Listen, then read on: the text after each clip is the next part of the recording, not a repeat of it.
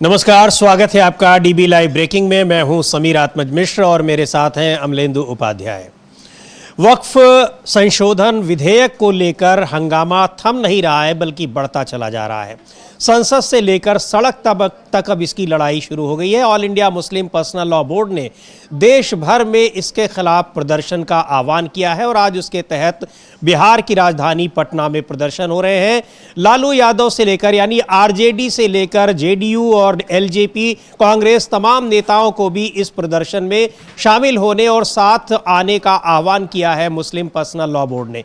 इसके अलावा तमाम दूसरे मुस्लिम संगठन जो राजनीतिक गैर राजनीतिक सामाजिक संगठन है वो भी इस प्रदर्शन में शामिल हो रहे हैं। अभी 17 मार्च को दिल्ली के जंतर मंतर पर भी all India Muslim personal law board ने एक बड़ा प्रदर्शन किया था इसके खिलाफ।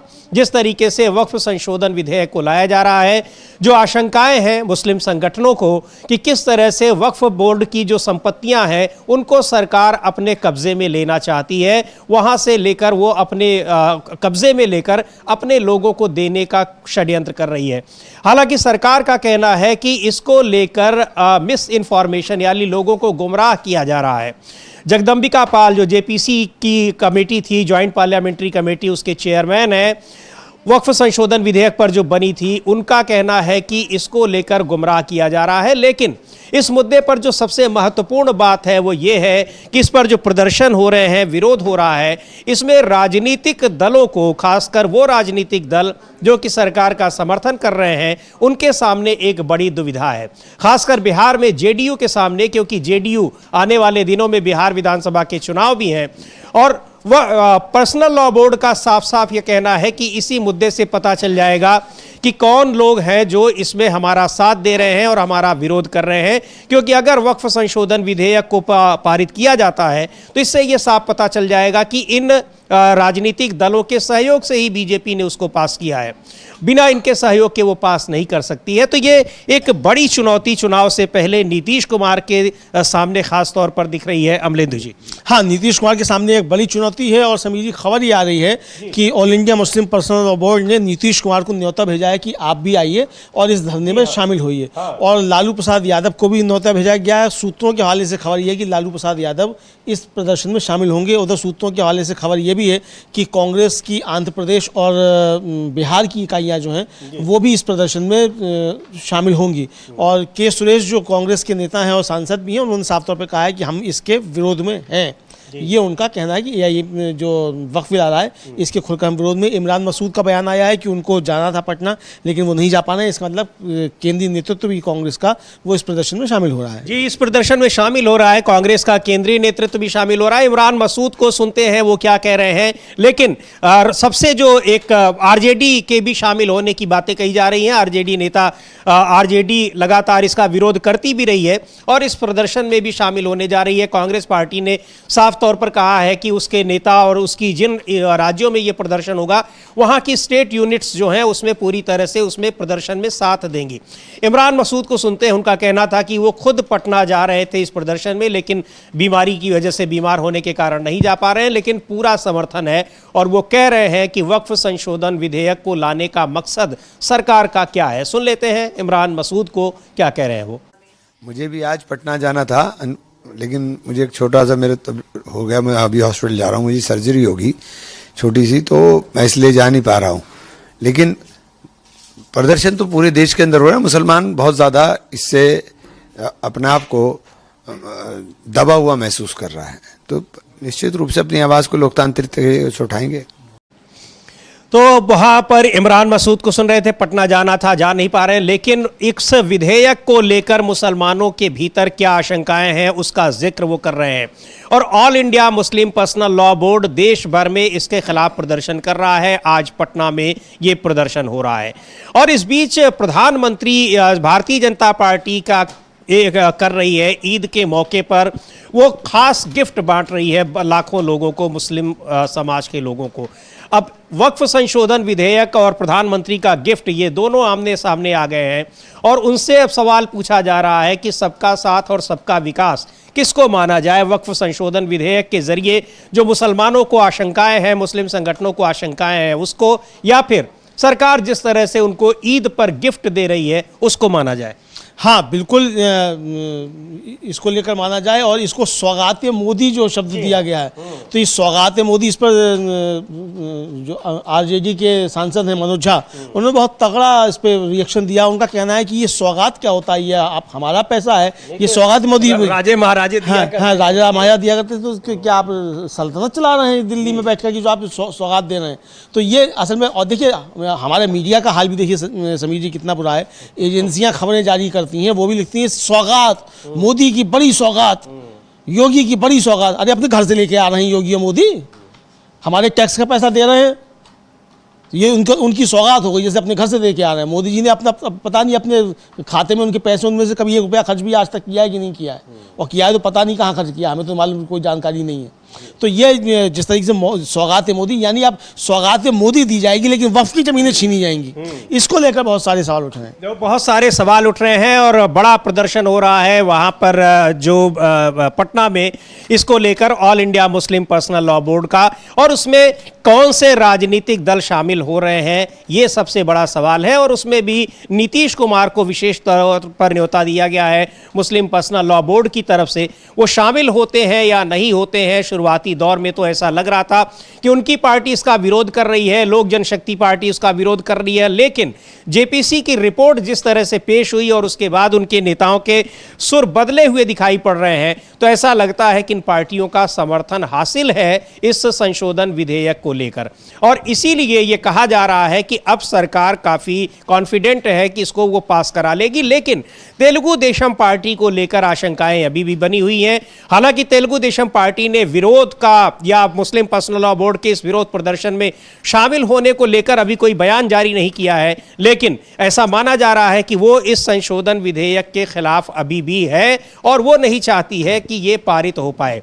अब इसीलिए ये कहा जा रहा है कि जो बजट सेशन जो 4 अप्रैल तक चलना है, उसमें इस विधेयक को नहीं लाया गया है, तो कहीं ना कहीं कोई ये राजनीतिक अवरोध जरूर है। लेकिन नीतीश कुमार की जो एक कह लीजिए कि उनके सामने जो विवशता है या उनके सामने जो एक दुविधा है, वो दिखाई पड़ रही है कि प्रदर्शन में शामिल भी नहीं हो सकते हैं और उसका विरोध भी नहीं कर सकते हैं, लेकिन अगर शामिल होते हैं तो ये भारतीय जनता पार्टी के लिए एक बड़ा झटका होगा। अमलेंदु जी, हाँ बड़ा झटका होगा। और समीर जी, नीतीश कुमार की भी अब पोल खुल जाएगी पूरी तरीके से। अभी जो उन्होंने इफ्तार पार्टी बुलाई थी, उसका all India Muslim personal law board और जमीयत उलेमा हिंद ने उसका बहिष्कार किया था। कहा था कि मुसलमान उनकी उस इफ्तार पार्टी में नहीं जाएं, चूंकि ये वक्फ बिल के समर्थन में खड़े हुए हैं बीजेपी सरकार के साथ, मोदी सरकार के साथ, तो इसलिए अब इनका बहिष्कार किया जाए। और उसका असर देखने को मिला। अब जो सीधा सीधा न्योता दे दिया गया है नीतीश कुमार को कि आइए आप भी आइए इस प्रदर्शन में। अब देखना है कि नीतीश कुमार इस प्रदर्शन में जाते हैं कि नहीं जाते हैं। हालांकि उनके जो केंद्रीय मंत्री हैं ललन सिंह, वो तो खुलकर वक्फ बिल के समर्थन में बहुत लंबा चौड़ा भाषण दे चुके हैं लोकसभा में। तो अब ये देखना होगा कि इस पर क्या प्रतिक्रिया आती है जनता दल यूनाइटेड की, लेकिन आरजेडी उसमें पहुंचेगी, ये सूचनाएं मिल रही हैं। जी बिल्कुल, आरजेडी उसमें पहुंचेगी और कांग्रेस पार्टी ने समर्थन देने का आह्वान किया है, यानी इंडिया गठबंधन इस मुद्दे पर साथ खड़ा है और वो वक्फ संशोधन विधेयक का विरोध लगातार संसद के भीतर कर भी रहा है। इसी वजह से उसको पहले जेपीसी को देना पड़ा और अब स्थिति यह है कि सरकार उसको पेश नहीं कर पा रही है, क्योंकि उसके सामने दुविधा है कि उसको पास करा पाएगी या नहीं करा पाएगी। कांग्रेस के सांसद उज्जवल रमण सिंह हैं, उनको सुनते हैं क्या कहा है उन्होंने, और जो all India Muslim personal law board ये विरोध प्रदर्शन कर रहा है, उस विरोध प्रदर्शन पर उनका क्या कहना है। लेकिन कांग्रेस पार्टी ने स्पष्ट कर दिया है कि जिन राज्यों में ये प्रदर्शन all India Muslim personal law board कर रहा है, उसकी स्टेट यूनिट्स उसमें शामिल होंगी। इमरान मसूद को अभी हमने सुना, वो भी कह रहे थे कि वो पटना जाने वाले थे, नहीं जा पाए, लेकिन पूरा समर्थन है। ये भी उन्होंने बताया कि इस बिल को लेकर क्या आशंकाएं हैं लोगों के भीतर। सुनते हैं उज्जवल रमण सिंह को, कांग्रेस के सांसद हैं, क्या कह रहे हैं। अब ये लोगों का संवैधानिक अधिकार है, वो प्रदर्शन कर रहे हैं और ये संविधान ने हमको ये अधिकार दिया है। उनके मुद्दे हैं, उस मुद्दों का निराकरण और समाधान सरकार को करना चाहिए। देखिए, जहाँ कानून व्यवस्था का मामला होगा, वहाँ की राज्य सरकारें जो नियम है, जो कानून है, उसके तहत जो प्रदत्त कार्रवाई है वो करेंगी। देखिए, ये संवेदनशील मुद्दा है और अभी जांच के अधीन है, तो मैं जब तक जांच पूरी न हो जाए तब तक मैं बहुत टिप्पणी नहीं करना चाहता। बस इतना ही कहूँगा कि व्यापक सुधार की आवश्यकता है। और खाली मैं जुडिशरी में ही नहीं, मैं लेबर में भी कहूँगा, एडमिनिस्ट्रेटिव रिफॉर्म में भी कहूँगा, बाकी जगह जो फाइनेंशियल सेक्टर के जो रिफॉर्म्स बचे हुए हैं उस पर जो है ढांचागत परिवर्तन इस देश में विभिन्न सेक्टरों में जरूरी है और यहाँ पर भी जरूरी है। तो मुझे लगता है कि सरकार को इस पर विचार करना चाहिए। तो ज्वल रमण सिंह कांग्रेस के सांसद हैं और प्रदर्शन करना अधिकार है, लेकिन वक्फ संशोधन विधेयक को लेकर उन्होंने अपनी बात कही और मुस्लिम पर्सनल लॉ बोर्ड देशव्यापी प्रदर्शन कर रहा है। इसके खिलाफ आशंकाएं हैं उसको कि इस विधेयक के जरिए सरकार जो वक्फ बोर्ड की संपत्तियां हैं, वक्फ की संपत्तियां हैं, उनको अपने अधिकार में करने की साजिश कर रही है।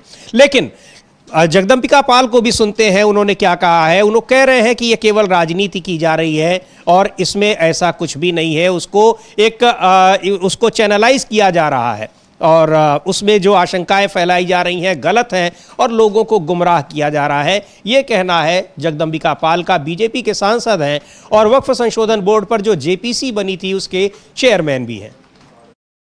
कई नेताओं का जो अपोजिशन से उनका समर्थन भी मिल रहा है, दलों का, मुस्लिम क्लेरिक्स और लोग भी जा रहे हैं, मुस्लिम धर्मगुरु वो समर्थन दे रहे हैं। All India Muslim personal law board जिस तरह से वक्फ को लेकर के विवाद और राजनीति कर रहा है, उसकी कोशिश हो रही है कि कहीं न कहीं देश के अल्पसंख्यकों में, मुस्लिम में उनको गुमराह करने की और भ्रम फैलाने की। आखिर अगर एक वक्फ में अमेंडमेंट का कानून लेकर के सरकार आई थी और सरकार ने फिर आग्रह किया स्पीकर साहब से कि उसको ज्वाइंट पार्लियामेंट्री कमेटी को रेफर कर दिया जाए। ज्वाइंट पार्लियामेंट्री कमेटी में हमने अभी रिपोर्ट दी है। अब उस रिपोर्ट के आधार पर सरकार अमेंडेड कानून लाने जा रही है। अभी कानून आया नहीं अमेंडेड कानून, और उसके पहले जिस तरह से एक सोची समझी रणनीति के तहत आज पटना जा रहे हैं और उसमें जेपीसी के वो मेंबर्स भी हवा दे रहे हैं, चाहे मुस्लिम लीग यूनियन के हों, ओवैसी हों या और उबैदुल्ला हों या हमारे मोहिबुल्ला साहब हों, सैयद नसीर हों, सारे लोग जिस तरीके से एक हवा दे रहे हैं, तो ये कहीं न कहीं देश में इस वक्फ को लेकर के, जबकि सरकार साफ कर चुकी है कि हम इसमें अमेंडमेंट इसलिए ला रहे हैं कि उस वक्त की प्रॉपर्टी का जो इनकम है उसका फायदा गरीबों को मिले, अल्पसंख्यकों को मिले, पसमानदा को मिले, बच्चों को मिले। और ये इस तरह से विरोध हो रहा है एक अच्छा बेहतर कानून लाने के खिलाफ। तो क्या वो मुतवल्ली जो आज वक्त की प्रॉपर्टी बेच रहे हैं, केयर टेकर बेच रहे हैं, उनके हितों की रक्षा करने के लिए है या देश में विभाजन करना चाहते हैं? तो जगदम्बिका पाल जेपीसी के चेयरमैन हैं और कह रहे हैं कि अभी वो संशोधन विधेयक जो जेपीसी की रिपोर्ट पर आधारित है वो आया ही नहीं है, उसका विरोध हो रहा है। लेकिन उस जेपीसी में विपक्षी दलों के जो नेता थे वो लगातार बैठकों में कहते रहे कि उनकी बातें नहीं सुनी गई और यही चेयरमैन थे जो निलंबित करते रहे उन सांसदों को। अब ये कह रहे हैं कि संशोधन उसमें पेश किया गया है, रिपोर्ट पेश की गई है। रिपोर्ट में आपको बता दें कि विपक्षी सदस्यों का आरोप था कि उनके जो जितने भी सुझाव थे, जितने भी उन्होंने अमेंडमेंट दिए थे उसमें संशोधन करने के सुझाव, उन सब को खारिज कर दिया गया था और केवल उन्हीं सुझावों को शामिल किया गया था जो सत्ता पक्ष के लोग या एनडीए के शामिल दलों के सांसदों ने जो अपने सुझाव दिए थे। अमलेंदु जी। हाँ बिल्कुल, उन सुझावों को स्वीकार भी नहीं किया गया और जो डिसेंट नोट्स थे उनको नहीं लिया गया। हाँ। और कांग्रेस सांसद जो नासिर हुसैन है उन्होंने तो राज्यसभा में खड़े होकर किरण रिजिजू से कहा कि आप झूठ बोल रहे हैं। हाँ। मैंने खुद डिसेंट नोट दिया था, ये रखा, मैं फिर रख रहा हूँ इसको। और ये मांग की गई कि इसको जेपीसी को फिर से वापस भेजा जाए, चूंकि इसमें डिसेंट नोट्स नहीं लिए गए। 70 सालों में पहली बार हुआ कि जेपीसी में विपक्ष के सांसदों को निलंबित करके और एक्सेप्ट कर ली गई रिपोर्ट। तो बिल्कुल उसको एक्सेप्ट कर लिया गया। डिसेंट नोट्स को भी तवज्जो नहीं दी गई, यानी जो असहमतियां जताई गई उनका भी उल्लेख नहीं किया गया। यानी उस रिपोर्ट को देखकर ऐसा लगेगा कि जैसे इसमें किसी ने अपनी कोई असहमति दर्ज ही नहीं कराई है, जबकि विपक्ष के सारे सांसदों ने एकजुट होकर उस पर अपनी असहमतियां जताई थी और कहा भी था। लेकिन इन सब के बाद वो रिपोर्ट पेश कर दी गई। अब उसके आधार पर नया बिल लाया जा रहा है जो संशोधन विधेयक है, और ऐसा कहना है जगदम्बिका पाल का जो जेपीसी के चेयरमैन है। बहरहाल इसके खिलाफ all India Muslim personal law board देश भर में प्रदर्शन कर रहा है। पटना में आरजेडी नेता लालू यादव भी पहुंचे हैं मुस्लिम पर्सनल लॉ बोर्ड के इस प्रदर्शन में अपना समर्थन देने। पर्सनल लॉ बोर्ड ने तमाम राजनीतिक दलों से कहा है कि वो इस मामले में उनको लगता है कि ये सही है तो अपना उनको समर्थन देना चाहिए। आइए, कांग्रेस पार्टी ने भी अपना समर्थन दिया है। उन्होंने जेडीयू से भी अपील की है, नीतीश कुमार को भी न्योता भेजा है, लालू यादव को भी भेजा था। लालू यादव पहुंचे हैं, एक बार देखते हैं वहां जो प्रदर्शन चल रहा है पटना में, वहां लालू यादव पहुंचे हैं मुस्लिम पर्सनल लॉ बोर्ड के प्रदर्शन में, जो कि वक्फ संशोधन विधेयक के खिलाफ वहां पर चल रहा है। और इस बीच कांग्रेस के सांसद के सुरेश हैं, उनको सुनते हैं वो क्या कह रहे हैं। इस जो संशोधन विधेयक लाया जा रहा है, मुस्लिमों को क्या आशंकाएं हैं और क्यों कांग्रेस इसका विरोध कर रही है, उनको सुनते हैं के सुरेश को। Our stand is very clear. We are all against the Waqf bill. So in the Joint Parliamentary Committee also we stood collectively in their opposition stood against the Waqf amendment. So our stand is very clear. So Muslim Personal Law Board is also today is agitating against because no need for any further expression from our party, Congress party as well as the India blocks. We are तो Congress party समर्थन कर रही है और के सुरेश का कहना था कि हमारा रुख बिल्कुल स्पष्ट है और हम इस विधेयक के वक्फ संशोधन विधेयक के पूरी तरह खिलाफ हैं। संयुक्त संसदीय समिति यानी जेपीसी में हमने सामूहिक रूप से वक्फ संशोधन का विरोध किया। All India Muslim personal law board भी आज विरोध कर रहा है। इस पर और स्पष्टीकरण की जरूरत नहीं है। कांग्रेस पार्टी और इंडिया गठबंधन दोनों ही वक्फ संशोधन के सख्त खिलाफ हैं। उन्होंने बिल्कुल स्पष्ट तरीके से कहा कि हम लोग संसद में भी इसका विरोध कर चुके हैं, अभी भी कर रहे हैं, और उन्हीं ग्राउंड्स पर all India Muslim personal law board भी इसका विरोध कर रहा है। तो इसमें स्पष्ट है कि हम उनके साथ हैं और वक्फ संशोधन विधेयक पर हमारा विरोध अभी भी जारी है। चूंकि जेपीसी में भी हमारी बातें नहीं सुनी गई, जो हमारी आपत्तियां थी, आशंकाएं थी, उनको पूरी तरह से खारिज कर दिया गया, उन्हें सुना ही नहीं गया। और अब मुस्लिम पर्सनल लॉ बोर्ड इसके खिलाफ देशव्यापी आंदोलन कर रहा है। इस समय पटना में विरोध प्रदर्शन चल रहा है। आरजेडी नेता लालू यादव भी वहां पहुंचे हैं। देखते हैं वहां की तस्वीरें, किस तरह से वहां विरोध प्रदर्शन हो रहा है। और इस तरीके का विरोध प्रदर्शन देश भर में करने की घोषणा की है all India Muslim personal law board ने। इससे पहले 17 मार्च को दिल्ली के जंतर मंतर पर भी एक बड़ा प्रदर्शन किया था all India Muslim personal law board ने। यानी अमलेंदु जी, इस मुद्दे पर जेडीयू और तेलुगु देशम पार्टी अब बड़ी दुविधा में दिखाई पड़ रही हैं, राजनीतिक दुविधा उनके सामने। हाँ, बिल्कुल राजनीतिक दुविधा है समीर जी, और ये अब तय करना पड़ेगा कि आप मतलब लफाजी से काम नहीं चलेगा कि अरे हमने दंगा नहीं होने दिया और क्या नहीं होने दिया, इससे काम नहीं चलेगा। अब आपको स्पष्ट जो है रुख अपनाना पड़ेगा, क्योंकि बीजेपी लगातार अपना एजेंडा लागू कर रही है। तो अगर बीजेपी अपना एजेंडा लागू कर रही है तो नीतीश कुमार, चंद्रबाबू नायडू को स्पष्ट करना पड़ेगा कि क्या उनकी पार्टियां बीजेपी का एजेंडा लागू करने के लिए ही बनी हैं। जी, ये उनको स्पष्ट करना पड़ेगा। और अगर नहीं बनी है तो फिर उनको अपना एजेंडा लागू करना चाहिए और अपना एजेंडा बताना चाहिए कि उनको उनका एजेंडा क्या है, ये उनको साफ तौर पर कहना पड़ेगा। और नीतीश कुमार और चंद्रबाबू नायडू के सामने बड़ी चुनौती है। ज़्यादा चुनौती फिलहाल नीतीश कुमार के सामने है, चूंकि अभी चुनाव है बिहार में, इसलिए चुनौती ज़्यादा नीतीश कुमार के सामने है। तो नीतीश कुमार के सामने बड़ी चुनौती है। आने वाले दिनों में 5-6 महीने के बाद बिहार में विधानसभा के चुनाव होने हैं। विधानसभा चुनाव में वैसे भी उनकी पार्टी, उनके गठबंधन को लेकर लगातार आशंकाएं जताई जा रही हैं। कानून व्यवस्था के मुद्दे पर नीतीश कुमार की सरकार घिरी हुई है। इन सब के बीच उनकी अपनी पार्टी के भीतर भी काफी कुछ चल रहा है। उनके कई नेता ऐसे हैं जो कुछ मुद्दों पर सीधे खुलेआम भारतीय जनता पार्टी के साथ दिखाई पड़ते हैं, और कुछ नेता ऐसे हैं जो सीधे तौर पर आरजेडी या फिर इंडिया गठबंधन के साथ दिखाई पड़ते हैं, भले ही अभी उन्हीं की पार्टी में हो। एक बार रुख करते हैं प्रदर्शन स्थल का। वहां पर लालू यादव भी पहुंचे हैं पटना में, और ये all India Muslim personal law board का प्रदर्शन है जो कि वक्फ संशोधन विधेयक के खिलाफ आयोजित किया गया है। और पूरे देश भर में इस तरह के प्रदर्शन आयोजित करने की घोषणा की है पर्सनल लॉ बोर्ड ने। नीतीश कुमार जी से भी गुजारिश है कि वो इस बिल को पेश होने ना दे, और अगर पेश हो जाए भारत के 17वें अमेंडमेंट में तो इसे वो पास होने न दे, और अगर मजबूर किया गया तो क्या भारत की सड़कें खाली है, जेल खाली।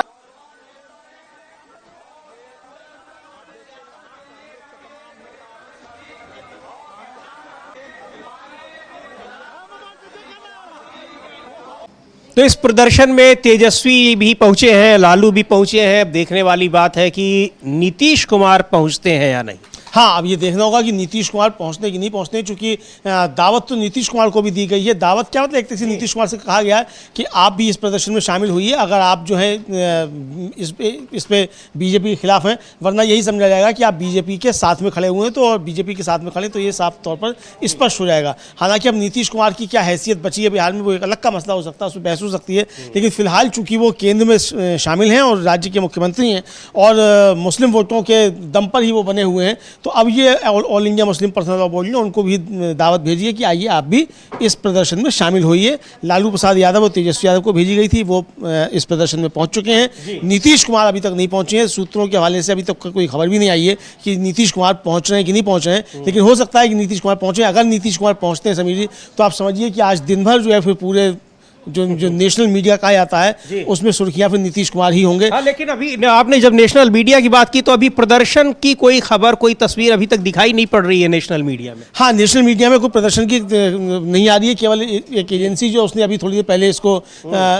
एक छोटी सी क्लिप जो है लालू प्रसाद यादव पहुंचे हैं उसकी जारी की थी, वो हम लोग दिखा भी रहे हैं। जैसे उसने जारी की तुरंत हम लोगों ने उस पर, मतलब मुझे लगता है कि ये क्लिप दिखाने में भी उस नेशनल मीडिया से बहुत आगे हम लोग हैं। जैसी आई क्लिप और मतलब 46 सेकंड में ही हमने वो क्लिप दिखा दी है, तो हम उससे काफ़ी आगे समीर जी हैं। तो लगातार हम लोग जो ये ब्रेकिंग हमारा न्यूज़ है ये है ही इसीलिए कि जो लगातार जो घटनाएं इस समय घट रही हैं वो ब्रेकिंग खबरें हम आपको बताएं और उन पर समीक्षा भी की जाए। तो खबरों के साथ साथ समीक्षा और जो ब्रेकिंग जो ताज़ा खबरें हैं वो आपको पहुंचाई जाए, देश दुनिया में जो कुछ हो रहा है। तो देश दुनिया में जो हो रहा है वो हम आपको बता रहे हैं कि लालू प्रसाद यादव इस समय उस प्रदर्शन में मौजूद हैं। ये वहाँ की लाइव खबरें हम आपको दिखा रहे हैं, लालू प्रसाद यादव वहाँ प्रदर्शन में मौजूद हैं।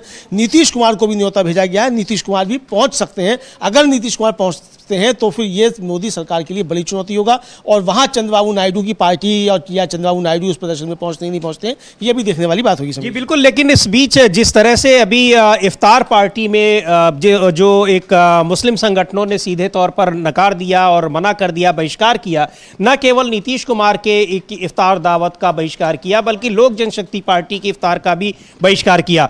लोक जनशक्ति पार्टी के नेता अमलेंदु जी चिराग पासवान सबसे पहले विरोध में बोलने वाले व्यक्ति थे वक्फ संशोधन विधेयक के, लेकिन अचानक वो खामोश हो गए और अब ऐसा लग रहा है कि उन्होंने तो ऐसे बयान नहीं दिए लेकिन उनकी पार्टी के नेताओं के बयान ऐसे आ रहे हैं कि वो शायद अब समर्थन में आ गए हैं। उनके लिए भी एक झटका है और एक बड़ी चुनौती है उनकी पार्टी के अस्तित्व के लिए भी। अगर इस कार्यक्रम में वो नहीं आते हैं, उनके मुस्लिम संगठनों ने उनके इफ्तार दावत का भी बहिष्कार किया है, तो एक वो राजनीतिक नुकसान, बड़ा राजनीतिक नुकसान इन दोनों पार्टियों को देखने को मिल सकता है बिहार में।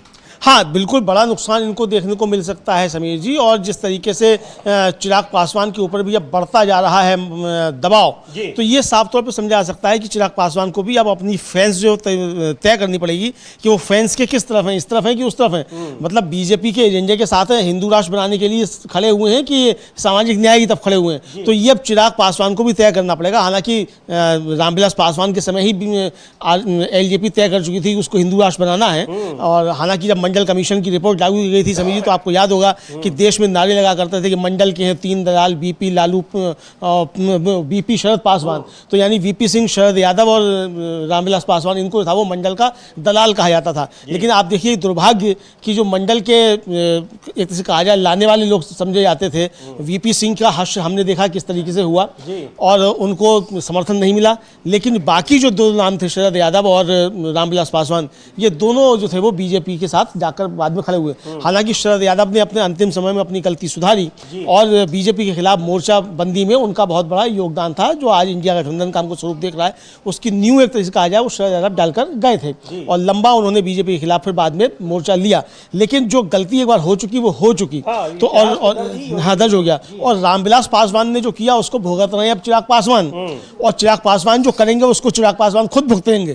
तो ये अब चिराग पासवान को तय करना है कि उनकी राजनीति किधर जाएगी। तेजस्वी यादव, लालू प्रसाद यादव ये तय कर चुके हैं कि वो बीजेपी के विरोध में हैं और रहेंगे। कांग्रेस तय कर चुकी है कि वो बीजेपी की नीतियों का विरोध करेगी और all India Muslim personal law board जो विरोध प्रदर्शन कर रहा है उसका वो समर्थन कर रही है। के सुरेश ने स्पष्ट कर दिया कि कांग्रेस और इंडिया गठबंधन इस वक्फ बिल के विरोध में है, हमारा पहले से ही तय। इमरान मसूद को हम लोगों ने सुनवाई दिया, उनको भी जाना था लेकिन वो नहीं जा पाए बीमारी की वजह से। बिल्कुल, कांग्रेस पार्टी के नेता तो लगातार ये कह रहे हैं और वो दिखाई भी पड़ रहा है कि वक्फ संशोधन विधेयक जब लाया गया है या फिर जब लाया जाने वाला था तभी से वो इसके विरोध में है। और वही बात कही है के सुरेश ने कि हम इसका विरोध कर रहे हैं, इसमें कोई स्पष्टीकरण देने की जरूरत नहीं है। जब लाया गया और अब जेपीसी के बाद जेपीसी की बैठकों में जिस तरह से विपक्ष की बातों को रिजेक्ट कर दिया गया, इग्नोर कर दिया गया, तो हम इस विधेयक के खिलाफ तो हैं ही और मुस्लिम पर्सनल लॉ बोर्ड भी उसके खिलाफ आंदोलन कर रहा है। तो जाहिर सी बात है कि हम उस विरोध प्रदर्शन में उनके साथ हैं। अब लालू यादव की ये तस्वीरें जो आप देख रहे हैं पटना में, उसको वहां पर ये जो विरोध प्रदर्शन हो रहा है all India Muslim personal law board का, उसमें तेजस्वी और लालू दोनों शामिल हुए हैं।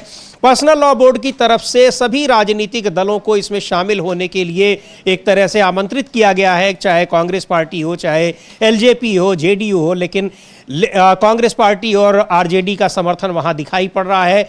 एलजेपी और जेडीयू इस दुविधा में है कि वो समर्थन करें या ना करें, लेकिन मुस्लिम संगठनों की नाराजगी वो देख चुके हैं 2 दिन 3 दिन पहले जब उनकी इफ्तार दावत का खुले तौर पर बहिष्कार किया। मुझे लगता है कि पहली बार यह होगा जब इन दोनों पार्टियों को लेकर मुस्लिम संगठनों ने इस तरह से खुलेआम बहिष्कार किया हो। हाँ, खुलेआम बहिष्कार किया। कल इनकी चिराग पासवान की इफ्तार पार्टी थी, उसका भी बहिष्कार किया और उस पर जो है वो काफ़ी ज़्यादा नाराज हुए चिराग पासवान कि इन लोगों ने जो है वो बहुत नुकसान किया मुसलमानों का। ये चिराग पासवान ने कहा। चिराग पासवान बहुत भला कर रहे हैं, मोदी जी के साथ मिलकर वक्फ की ज़मीनों को छीनने का जो बिल लाया जा रहा है उसके साथ खड़े होकर चिराग पासवान बहुत भला कर रहे हैं। तो ये चिराग पासवान का कहना। अब तो ठीक है, अपनी सबकी समझ होती है, चिराग पासवान को अपनी राजनीति करनी है, बाकियों को अपनी राजनीति करनी है, तो ये साफ तौर पर समझा जा सकता है कि और उन्होंने कहा कि जो चिराग पासवान का भी हम उसको, चूँकि वो बाइट कहीं और की है तो हम अभी बाद में बताएंगे, लेकिन जो उन्होंने कहा है चिराग पासवान ने, समीर जी,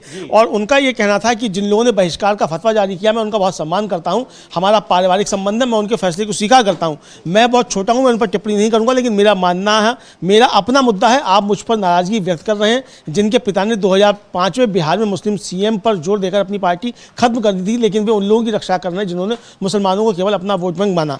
अब ये जो कहना है समीर जी, इसकी हमने पहले भी चर्चा की थी कि अगर रामविलास पासवान ने 2005 में मुस्लिम मुख्यमंत्री की जिद ना पकड़ी होती और दोबारा चुनाव ना किया होता तो नीतीश कुमार और भारतीय जनता पार्टी 20 साल से बिहार में राज नहीं कर रहे होते। और चिराग पासवान उस बात को याद दिलाकर फिर ये बताना चाहते हैं कि नीतीश कुमार के इस 19 साल के और बीजेपी के 19 साल के जो 20 साल का होने जा रहा है, इसके शासन के असली गुनहगार क्या रामविलास पासवान हैं? क्या चिराग पासवान ये बात कहना चाहते हैं? अब ये चिराग पासवान के वक्तव्य से समझा सकता है। जी बिल्कुल, एक तरह से वो नीति रामविलास पासवान के लिए कहना चाह रहे हैं कि बिहार में अगर जेडीयू और बीजेपी की सरकार बनी है, एनडीए की सरकार बनी है और 20 साल से वहां चल रही है, तो उसके पीछे जो सबसे बड़े जिम्मेदार हैं वो है लोक जनशक्ति पार्टी के नेता रहे रामविलास पासवान, यानी उनके पिता।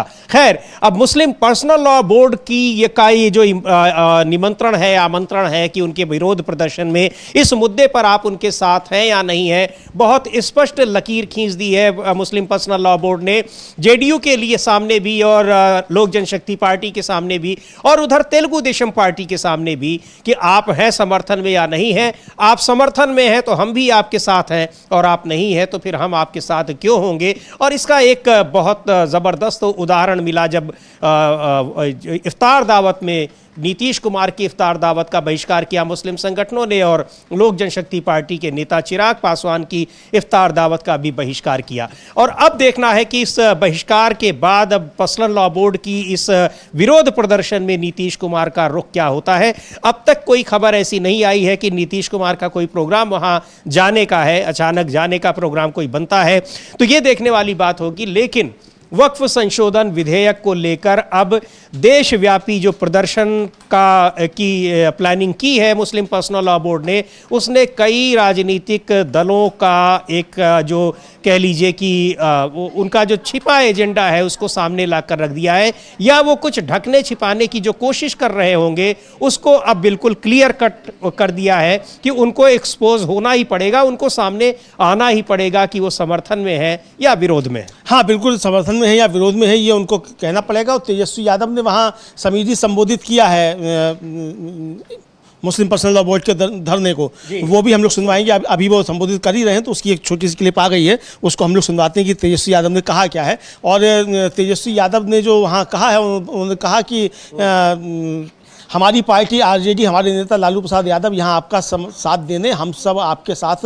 हाथ मजबूत करने आए हैं। किसी भी कीमत पर, चाहे सत्ता रहे या ना रहे, हमने सदन, विधानसभा, विधान परिषद में इस गैर संवैधानिक लोकतांत्रिक बिल का विरोध किया है। आज हमने कार्यस्थल प्रतिबंध लाकर इस चर्चा की मांग की है, लेकिन सदन स्थगित कर दिया गया। हम आपको बताना चाहते हैं कि हम आपके साथ खड़े हैं। हमारी कोशिश है कि यह बिल किसी भी कीमत पर पास ना हो। तो ये साफ तौर पर कहना जो है वो चिराग पासवान का, उनको हम सुन भी सकते हैं। तेजस्वी यादव का, तेजस्वी यादव को जी हाँ, सुनते हैं क्या कहा तेजस्वी यादव ने। मुस्लिम पर्सनल लॉ बोर्ड के इस विरोध प्रदर्शन में जो वक्फ संशोधन विधेयक के खिलाफ विरोध प्रदर्शन आयोजित किया गया है, तेजस्वी यादव को सुनते हैं क्या कह रहे हैं। इस बिल के खिलाफ सभी आवाम को, बुजुर्गों को, नौजवानों को आज के इस धरना प्रदर्शन पर आप सब लोगों को हम धन्यवाद देना चाहते हैं कि आप सब लोग एकजुट हो करके अलोकतांत्रिक, संवैधानिक, गैर संवैधानिक जो बिल लाया गया है इसके विरोध में आप सब लोगों का महाजुटान हुआ है। हम आप सबको बोल दें कि हमारी पार्टी राष्ट्रीय जनता दल, हम लोगों के नेता लालू प्रसाद यादव जी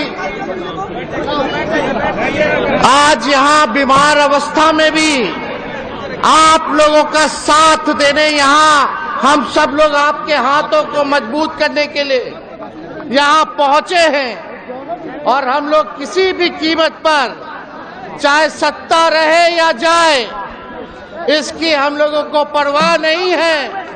लेकिन ये गैर संवैधानिक बिल, अलोकतांत्रिक बिल का हम लोग पुरजोर सदन में भी विरोध किया था, संसद में भी विरोध किया था और विधानसभा में भी, दोनों सदनों में, चाहे विधानसभा हो या विधान परिषद हो, आज वक्फ के बिल के खिलाफ हम लोगों ने कार्य स्थगन प्रस्ताव ला करके इस पे चर्चा कराने की मांग सरकार से की, लेकिन हाउस को जो है एडजॉर्न करना पड़ा।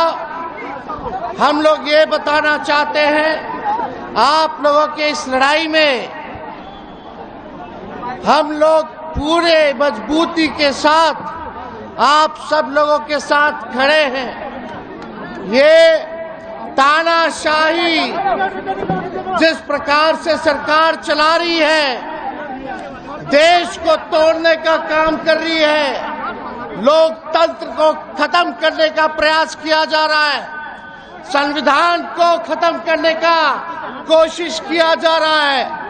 हम लोग संविधान के मानने वाले लोग हैं, गंगा जमुनी तहजीब को मानने वाले लोग हैं और किसी भी कीमत पर हम लोगों का प्रयास है कि ये बिल पास ना हो, चाहे जेपीसी की टीम बिहार आई हो। तो तेजस्वी यादव कह रहे हैं कि ये गैर लोकतांत्रिक विधेयक है, असंवैधानिक विधेयक है और हम पूरी कोशिश करेंगे कि ये पास ना होने पाए, अपना समर्थन जता रहे हैं। और पर्सनल लॉ बोर्ड की ओर से जो ये विरोध प्रदर्शन वक्फ संशोधन विधेयक के खिलाफ आयोजित किया गया है, उसमें लालू यादव और तेजस्वी दोनों पहुंचे हैं। कांग्रेस पार्टी ने अपना समर्थन दिया है और अब ये नीतीश कुमार के लिए बहुत बड़ी चुनौती है कि वो इस प्रदर्शन में जाते हैं कि नहीं जाते हैं। अब तक तो कोई खबर नहीं है कि नीतीश कुमार के जाने का कोई कार्यक्रम है भी या नहीं है, या उनकी पार्टी के किसी नेता का कोई कार्यक्रम है या नहीं। हाँ, अभी तक तो नहीं है। और चिराग पासवान तो एकदम से फायर हो चुके हैं जमीयत उलेमा हिंद के ऊपर।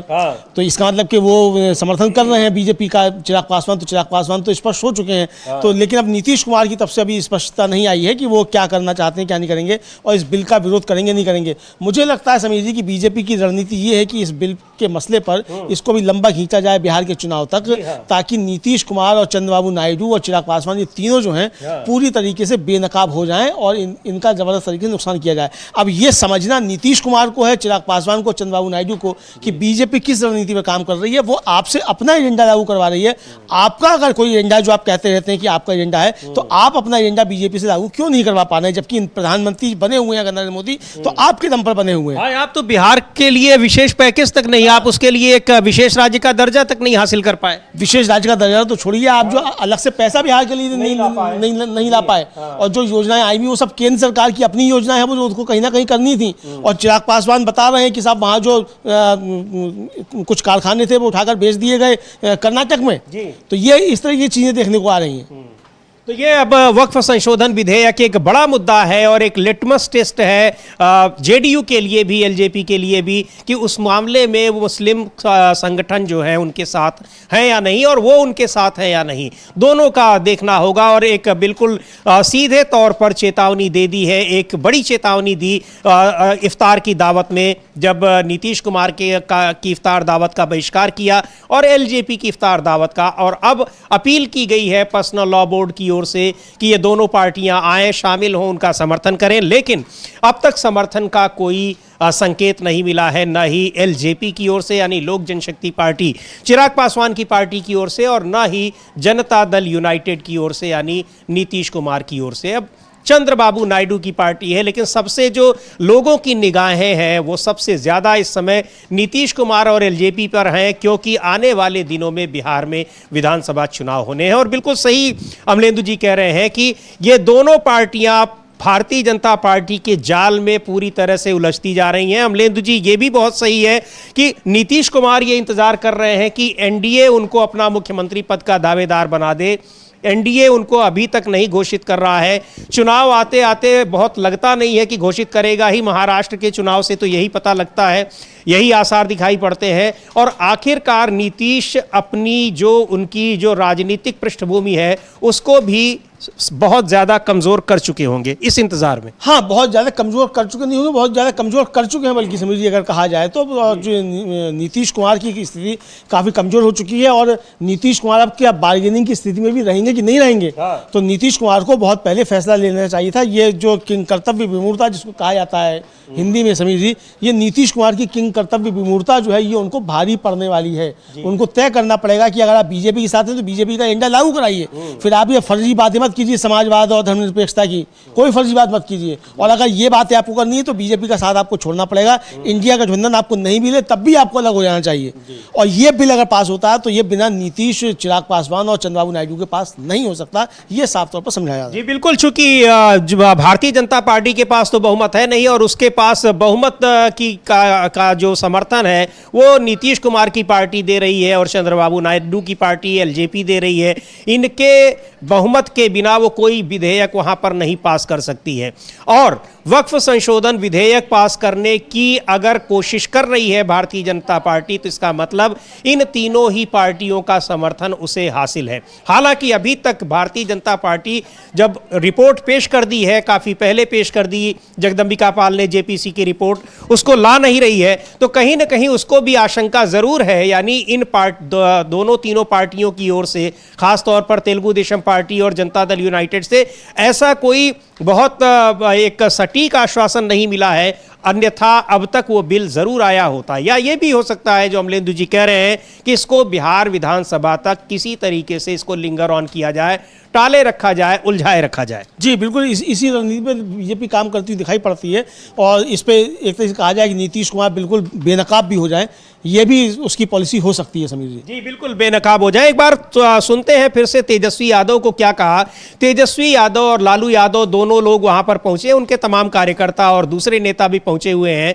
सुनते हैं क्या कहा मुस्लिम पर्सनल लॉ बोर्ड के इस विरोध प्रदर्शन में, जो कि वक्फ संशोधन विधेयक के खिलाफ आयोजित कर रहा है पर्सनल लॉ बोर्ड। इस बिल के खिलाफ सभी आवाम को, बुजुर्गों को, नौजवानों को आज के इस धरना प्रदर्शन पर आप सब लोगों को हम धन्यवाद देना चाहते हैं कि आप सब लोग एकजुट हो करके अलोकतांत्रिक, संवैधानिक, गैर संवैधानिक जो बिल लाया गया है इसके विरोध में आप सब लोगों का महाजुटान हुआ है। हम आप सबको बोल दें कि हमारी पार्टी राष्ट्रीय जनता दल, हम लोगों के नेता लालू प्रसाद यादव जी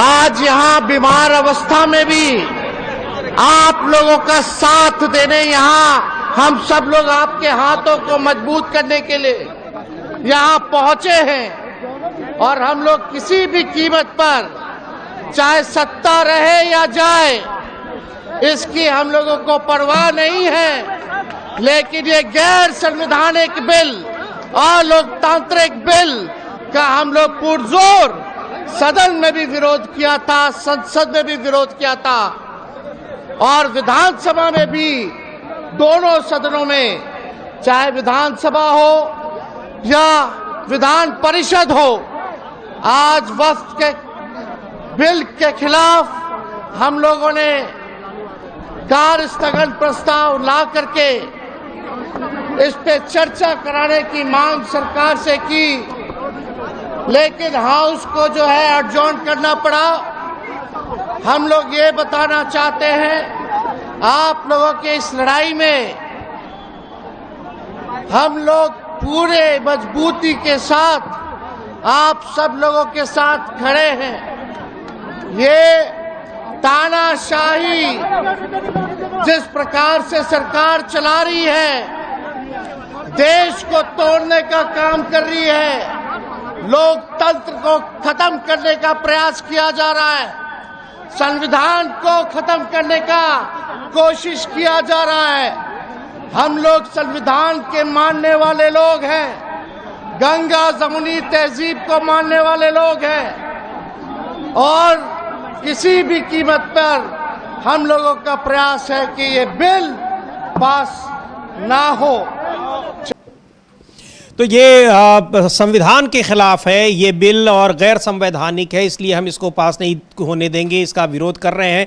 कांग्रेस पार्टी भी इसका विरोध कर रही है और संविधान की बात बार बार आ रही है, संसद में भी आ रही है कि किस तरीके से संविधान के आधार पर सरकार चल रही है। भारतीय जनता पार्टी के नेता किरण रिजिजू इस मुद्दे पर गंभीर तौर से घिरे हुए हैं। उन्होंने आरोप लगाया कांग्रेस पार्टी पर, कर्नाटक के डिप्टी चीफ मिनिस्टर पर, कि वो गैर संवैधानिक बात कर रहे हैं। कि उनके खिलाफ विशेषाधिकार हनन का नोटिस दिया गया कि वो बात कोट कर रहे थे डीके शिव कुमार के नाम पर, जो बात उन्होंने कही नहीं थी। लेकिन किस तरीके से संवैधानिक तरह से सरकारें चल रही हैं, महाराष्ट्र इसका एक बड़ा नमूना है, बहुत बड़ा उदाहरण है जो इस समय दिखाई पड़ रहा है, जहां सरकार के मंत्री एक कॉमेडियन को धमकी दे रहे हैं और बार बार धमकी दे रहे हैं, उनको देख लेने की धमकी दे रहे हैं और बहुत सारी बातें वो कह रहे हैं। इसको लेकर भी यह विवाद इस समय छिड़ा हुआ है, संसद में भी इस पर चर्चा की मांग की जा रही है। और संजय राउत को सुनते हैं क्या कहा है उन्होंने।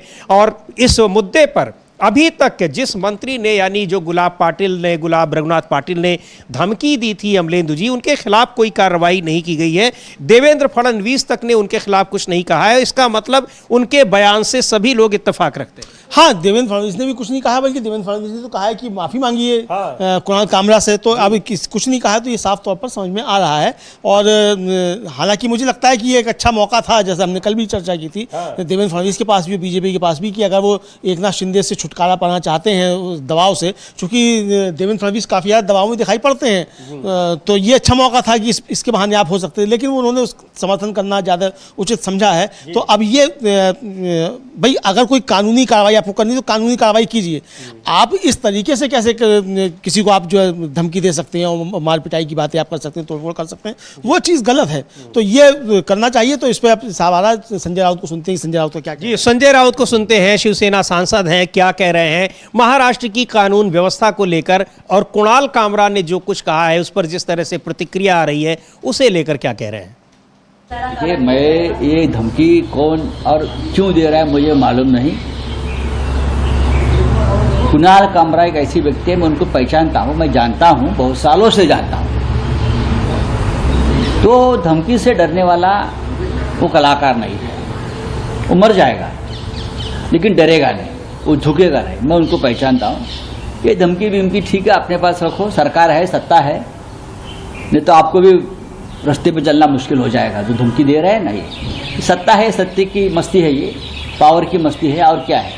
योगी जी ने भी इस पर बोला कि फ्रीडम ऑफ स्पीच का मतलब ये नहीं कि आप कुछ भी बोलो किसी नेता। देखिए, ये बात मैं मानता हूँ, योगी जी की बात मानता हूँ कि फ्रीडम ऑफ स्पीच का मतलब ये नहीं कि कोई कुछ भी बोले, लेकिन कामरा ने क्या बोला है इसके खिलाफ ये पूरा माहौल उठे। कामरा ने किसी का नाम नहीं लिया। एक जो स्थिति महाराष्ट्र में पैदा हुई है उसके ऊपर उसने एक टिप्पणी की है, व्यंग्य किया है। जैसे मैं तो बहुत से कवियों की सुनता हूँ, संपत सरल जी की बातें सुनता हूँ, कुमार विश्वास की बात सुनता हूँ, हाँ, सुरेंद्र शर्मा की मैं कविताएं सुनता हूँ। आप सुन लीजिए ना, व्यंग्य ही होता है ये।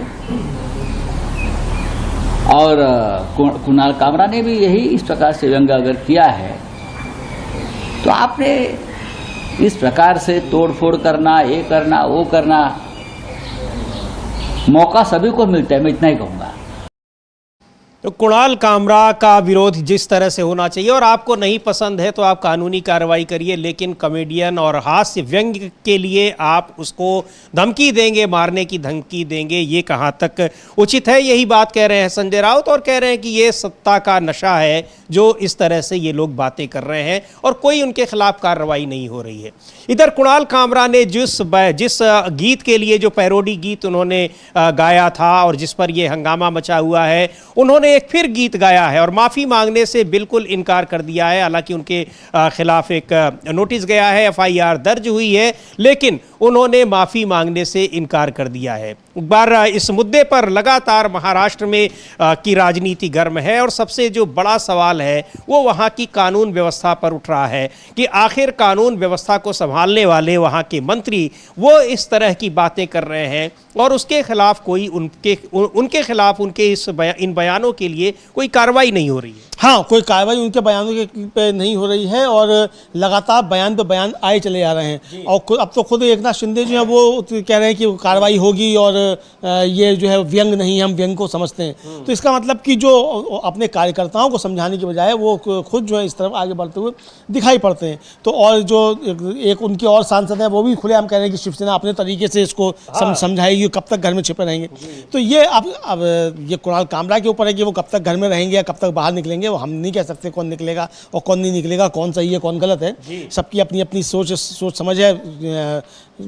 शिंदे सेना के लोगों को लगता है कि कुणाल कामरा ने गलत कहा है, कुणाल कामरा को लगता है कि उन्होंने सही कहा है। तो बहुत सारी चीज़ें अपनी जगह पर हैं। तो कुल मिलाकर यही समझा जा सकता है कि समीर जी, ये मसला आगे और बढ़ता हुआ अभी दिखाई पड़ रहा है, इतनी आसानी से शांत होने वाला नहीं है। और एक बार प्रियंका चतुर्वेदी को भी सुनते हैं क्या कह रही हैं, चूंकि ये मामला लगातार तूल पकड़ता जा रहा है। इधर कुणाल कामरा कह रहे हैं, संविधान की पुस्तक को के साथ अपनी तस्वीर डालते हैं कि हमको इसी संविधान ने अभिव्यक्ति की स्वतंत्रता दी है, आज़ादी दी है और हम जो बात है हास्य व्यंग्य हम करते रहेंगे। किसी का नाम हमने नहीं लिया है, किसी को तकलीफ हो रही हो तो हो, और किसी को अगर गलत लगा है तो वो कानूनी कार्रवाई करे, हम माफ़ी नहीं मांगेंगे। दूसरी तरफ उनको लगातार धमकियां दी जा रही हैं। प्रियंका चतुर्वेदी को सुनते हैं, शिवसेना की सांसद क्या कह रही हैं इस मुद्दे पर। सबसे पहले तो आप उनको शिवसेना का कहना बंद करिए। ये लोग हैं शिंदे सैनिक जो गुंडागर्दी पे उतर आए हैं, जिन्होंने जिस तरीके से तोड़फोड़ मचाई है, हंगामा मचाया है, उन शब्दों को जो महाराष्ट्र का बच्चा बच्चा जानता है। महाराष्ट्र का बच्चा बच्चा एकनाथ शिंदे को क्या कहता है सब जानते हैं। सुप्रीम कोर्ट ने भी क्या हवाला दिया है इसको लेकर सब जानते हैं। सबको पता है गवर्नर का किस तरीके से दुरुपयोग हुआ, कैसे संवैधानिक तौर तरीकों को दरकिनार करके ये सरकार बनाई गई। खुद सुप्रीम कोर्ट ने कहा था कि अगर उद्धव जी ने इस्तीफा नहीं दिया होता तो हम सरकार बहाल करते, क्योंकि सबने ही ये जो काम किया है, सरकार बनी है, अनकॉन्स्टिट्यूशनल, इमोरल है। सब जानते हैं वो सूरत भाग कर गए थे। सूरत पुलिस ने उनको प्रोटेक्शन दी थी, गुजरात पुलिस ने। फिर वो वहां पे गए, गुवाहाटी गए। क्या कोई नहीं जानता है किसके इशारों पे काम कर रहे थे? अमित शाह के इशारे पे काम कर रहे थे। किसके इशारे पे काम कर रहे थे? देवेंद्र फडणवीस जी के इशारे पे काम कर रहे थे। तो ये तो सबको पता है। और कुणाल कामरा ने जो कहा है वही कहा है जो सत्य है, इसलिए उनको बात चुभी है। सत्य हमेशा इनको चुभता है, इसलिए इन्होंने गुंडागर्दी की। और जो शब्दों का इस्तेमाल करते हैं उसी से पता चल गया है कि गुंडे हैं। और ये आज पार्लियामेंट में बैठकर इस तरीके की भाषा का इस्तेमाल कर रहे हैं। मुंबई की सड़कों पे क्या करते होंगे अब आपको समझ आ चुका होगा। तो बड़ी बात कह रही हैं प्रियंका चतुर्वेदी कि जब ये इस तरह से कर रहे हैं सरकार में के शामिल लोग, ये महाराष्ट्र में मुंबई की सड़कों पर क्या करते होंगे ये बाहर के लोगों को समझ लेना चाहिए। उनका कहना है कि यहाँ पर यही हो रहा है और इसी तरह से यहाँ कानून व्यवस्था चल रही है, ऐसे ही सरकार चल रही है। बड़ा आरोप उन्होंने लगाया है। लेकिन जो चीज़ें दिखाई पड़ रही हैं कि पहले शिवसेना के जो कार्यकर्ता थे उन्होंने तोड़फोड़ की उस स्टूडियो में जहाँ ये वीडियो रिकॉर्ड किया गया, और उसके बाद फिर बीएमसी यानी बॉम्बे म्यूनिसिपल कॉरपोरेशन जो है उसने जाकर वहां पर दीवार ढहा दी, बुलडोजर एक्शन लिया गया वहां पर। ये सारी चीज़ें यहाँ हो रही हैं और सरकार कैसे चल रही है ये लगातार सवाल उठ ही रहे हैं तभी से, जब से सरकार बनी है। सरकार बनी कैसे है उस पर भी अभी जो सवाल उठते रहे हैं और आशंकाएं जताई जाती रही हैं, आरोप लगते रहे हैं, वो अभी थमे नहीं हैं। यानी हम बात कर रहे हैं जो आरोप चुनाव आयोग पर लगे हैं कि महाराष्ट्र की जो सरकार है वो कैसे बनी है। 40 लाख वोटर्स का मामला अभी सुलझा नहीं है, चुनाव आयोग ने अपनी गलती मानी है, लेकिन चुनाव आयोग इस पर अब कुछ गलतियों को सुधारने की कोशिश कर रहा है। कुछ और भी खबर आ रही है चुनाव आयोग से, अमलेंदु जी बताएं उसके बारे में। हाँ, चुनाव आयोग जो है वो IIIDEM में 1 लाख से ज़्यादा बूथ लेवल के अधिकारी BLO जो होते हैं उनके लिए बड़े पैमाने पर प्रशिक्षण कार्यक्रम उसने शुरू किया है। और बिहार, बंगाल और असम के पहले बैच को चुनाव प्रबंधन को बेहतर करने के लिए 2 दिवसीय व्यावहारिक प्रशिक्षण दिया जा रहा है, जिसमें देश भर में विधानसभा स्तर के मास्टर ट्रेनर तैयार किए जा रहे हैं। तो अब इसको लेकर जो मुख्य चुनाव आयुक्त ज्ञानेश कुमार हैं उन्होंने अपनी बात रखी है कि ये कार्यक्रम क्यों आयोजित किया जा रहा है। और इससे पहले उन्होंने बैठक बुलाई थी देश के बड़े अफसरों की, और आधार कार्ड को इससे वोटर ID कार्ड से जोड़ने का प्रस्ताव था, उस पर पास हुआ था। तो उसको लेकर बहुत सारी बहस है, अभी चर्चा होगी। लेकिन जो ज्ञानेश कुमार क्या कह रहे हैं हम उसको सुन सकते हैं। ये सारी कवायद अमलेंदु जी उसी लिए हो रही है जो फर्जी वोटर्स का मामला था, कितने बड़े पैमाने पर कैसे वोटर्स बना दिए गए और वो वोटर्स लगातार दूसरी जगहों पर भी उनको वो जाकर वोट करते हैं। खैर, सुनते हैं पहले ज्ञानेश कुमार मुख्य चुनाव आयुक्त क्या कह रहे हैं। ये जो ट्रेनिंग का प्रोग्राम चलाया जा रहा है इसका क्या मकसद है, क्यों चलाया जा रहा है? लगाया गया है, क्या रूपरेखा रहेगी इस ट्रेनिंग कैंप की and what the election commission wants to achieve? Bharat के चुनाव दुनिया के सबसे बड़े चुनाव होते हैं। इन चुनावों को कराने के लिए चुनाव आयोग लगभग 10.5 लाख बूथ बनाता है। हर पोलिंग बूथ पर एक बूथ लेवल ऑफिसर होता है जो कि इलेक्टोरल रोल को बनाने में मदद करता है और घर घर जाकर सत्यापन करता है कि जो इलेक्टोरल रोल में नाम है वो सही होने चाहिए।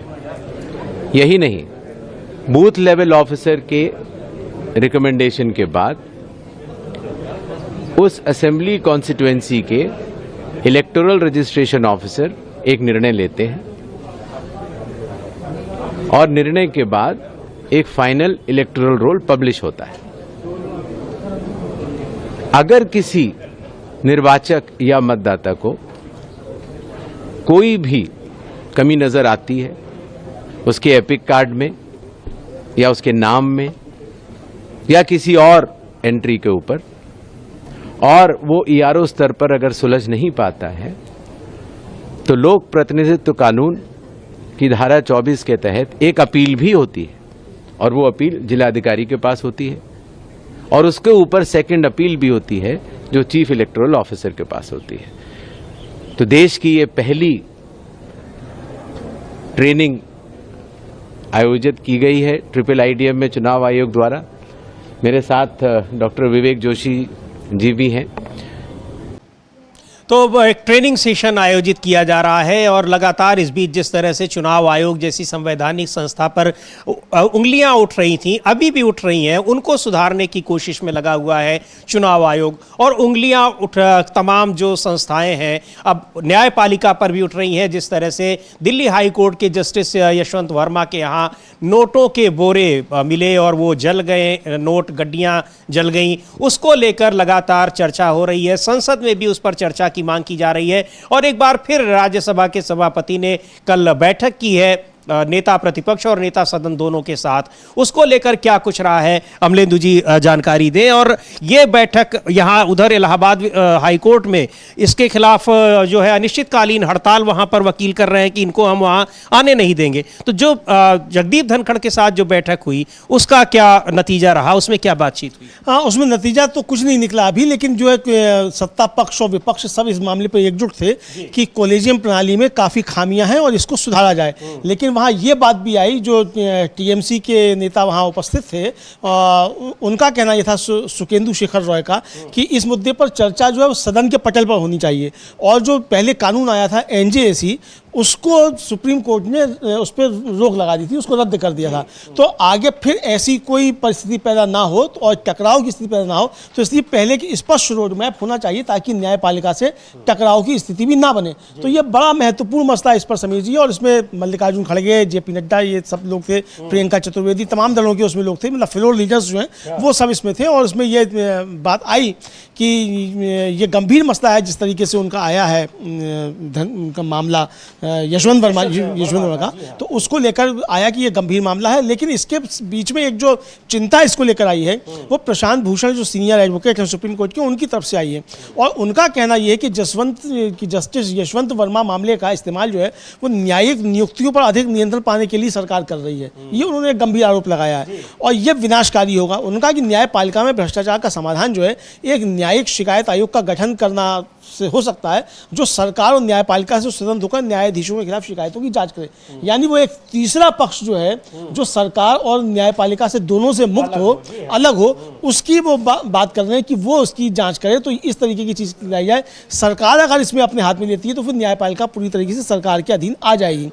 ये लगता है कि शायद इसको लेकर विपक्ष के लोग भी शायद कुछ समझ रहे हैं, क्योंकि एकदम से सरकार का इतना सक्रिय होना, पहले तो इस पर चर्चा ही नहीं होने दी जा रही थी, और अब एकदम से सरकार इतनी सक्रिय हो गई और जगदीप धनखड़ साहब जो फिर से एनजेएसी जिसको सुप्रीम कोर्ट ने खारिज किया है उसको एक बार फिर से लाने की कोशिश हो, फिर से एक बार लाने की कोशिश हो रही है।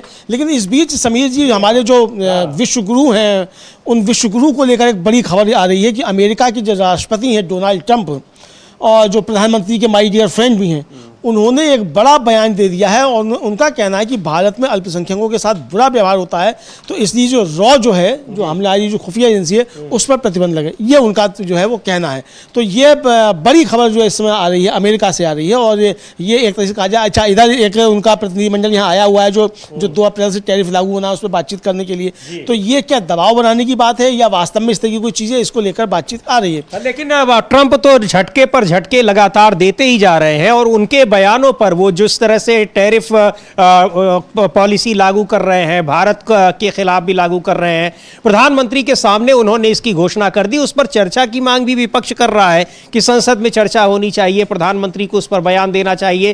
प्रधानमंत्री आए भी, उन्होंने कुंभ पर बयान भी दिया, लेकिन इस पर तो उन्होंने अनसुना कर दिया और न ही इस पर स्पीकर या सभापति को चर्चा की जरूरत महसूस पड़ रही है। अब एक उन्होंने और झटका दे दिया है। हाँ, ये ट्रंप सरकार की तरफ से है, जो उनका अमेरिकी आयोग है USCIRF, मैं ट्रंप बोल गया था, ट्रंप नहीं, ट्रंप सरकार की तरफ से है। हाँ, उसका आयोग जो है अंतर्राष्ट्रीय धार्मिक स्वतंत्रता पर जो अपनी रिपोर्ट जारी करता रहता है, पहले भी उसने कई रिपोर्ट जारी की हैं, और अब जो है उसकी जो रिपोर्ट आई है ये ट्रंप के समय में आई है, इसलिए ये और ज़्यादा महत्वपूर्ण हो जाती है। तो इसमें उसने जो काफ़ी सारी बातें कही हैं, उसने जो रॉ है उसको लेकर जो प्रतिबंध लगाने के खिलाफ जो सिफारिश की। हालांकि जो एजेंसियों की तरफ से जो खबर आई है, जो विदेशी एजेंसियाँ हैं, उनकी तरफ से ये भी कहा गया है कि इस बात की संभावना काफ़ी कम है कि अमेरिकी सरकार जो है रॉ पर प्रतिबंध लगाएगी, क्योंकि पैनल की सिफारिशें बाध्यकारी नहीं है, मतलब उनको मानना कोई जरूरी नहीं होता है, पैनल ने अपनी सिफारिश कर दी है। तो अब देखना है कि इस पर आगे क्या होता है। लेकिन एक तरीके से कहा जाए कि जो विश्व में छवि है वो भारत की एक तरीके से खराब हो रही है, और इस बीच में ये जो वक्फ का मुद्दा आ गया है, ये और काफ़ी ज़्यादा होगा और इसकी पूरी दुनिया में गूंज होगी। और खबर ये है समीर जी कि आज पटना में हो रहा है उसका all India Muslim personal law board का प्रदर्शन, देशव्यापी वो प्रदर्शन करेंगे हर राज्य की राजधानी में जाकर। 29 मार्च को आंध्र प्रदेश में उनका जो है प्रदर्शन है, और वहाँ न्योता जो है वो नायडू को भी भेजा जाएगा कि वो भी इस प्रदर्शन में आए। अब नायडू शामिल होते हैं कि नहीं होते देखा जाएगा। अभी तक नीतीश कुमार को जो न्योता भेजा गया था, कोई सूचना नहीं है कि नीतीश कुमार इसमें पहुंचे नहीं पहुंच रहे हैं।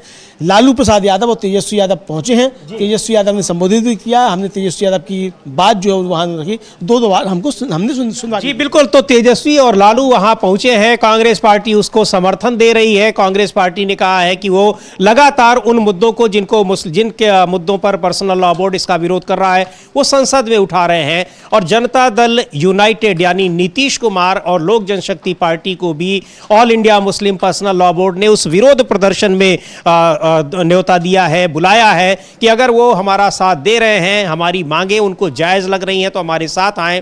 लेकिन नीतीश कुमार अभी नहीं गए हैं। अब 29 मार्च को तेलुगु देशम पार्टी जब आंध्र प्रदेश में ये प्रदर्शन होगा उसमें पहुंचते हैं कि नहीं पहुंचते हैं, ये देखने वाली बात होगी और इससे बहुत कुछ तय होगा। अगर पहुंचते हैं तो ये केंद्र सरकार के लिए बड़ा झटका है और अगर नहीं पहुंचते हैं तो ये उन पार्टियों के लिए बहुत बड़ा झटका है, चाहे बिहार में जेडीयू और एलजेपी हो और चाहे आंध्र प्रदेश में तेलुगु देशम पार्टी हो। तो इन सब पर रहेंगी हमारी निगाहें, बनी रहेंगी। आप देखते रहिए डीबी लाइव के तमाम जो कार्यक्रम है, नियमित कार्यक्रम, हमारी जो ग्राउंड रिपोर्ट्स हैं, हमारे विश्लेषण हैं, उनके साथ बने रहिए। इस कार्यक्रम को अब यहीं समाप्त करते हैं। मुझे और अमलेंदु उपाध्याय को दीजिए अनुमति। नमस्कार।